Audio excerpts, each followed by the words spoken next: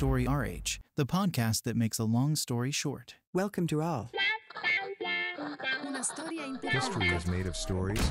In this episode, we'll be trying to convince you that tomorrow's leaders and today's pioneers are bold poets. You've no doubt already come across the push to transform organizations and get them to adopt a business model that'll help them adapt to the challenges they face. And the key to adapting might be in the hands of a new breed of leaders. But why does that make them bold poets? That all sounds a bit flowery. What's the story? An organization's ability to adapt is its ability to adapt to real-world challenges. But to clarify the bit about the poet, we should probably start by looking at how that adaptation occurs. Any adaptation process involves 3 basic steps. First, be in tune with your surroundings. Second, see those surroundings in a new light and understand the meaning of change. Third, rewrite the script. We can sum up that process in 3 words. See. Absorb and act. See your surroundings without a filter or any form of prejudice. Absorb by soaking up what you see to spark your creativity. Act as a conduit for change. In the past, things were more stable and predictable. The mechanistic approaches inspired by Taylorism were the norm and everyone applied the same cookie-cutter model. Managers just had to apply it as it was. Taking action meant sticking to a story already set in stone by executives. But that story has now changed. Today's challenges make that old determinism less effective. Management's ability to adapt is key. That's why we need inspiring leaders with a vision. That vision depends on their ability to see and learn from their surroundings, to shake up established models or come up with new ones.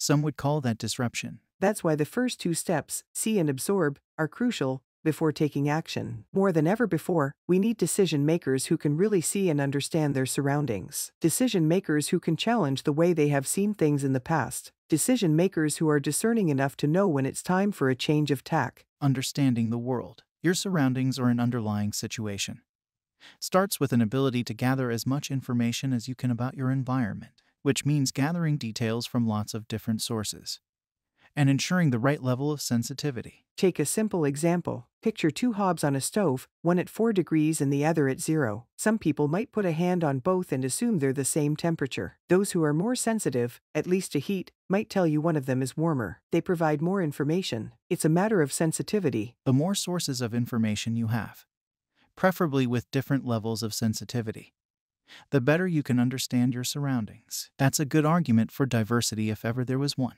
Sensitivity lets you gather data, but that's not enough. You also need to challenge your own decisions, models and value systems based on your observations. It's about using doubt as a catalyst for progress, which means you can't be afraid to accept new ways of thinking. So, who better to embody that sensitivity in dealings with the world and this constant questioning than a bold poet?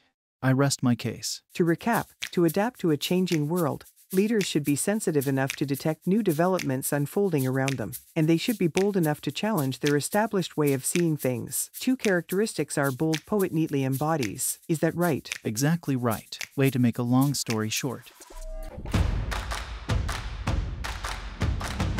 Story RH, the podcast that makes a long story short.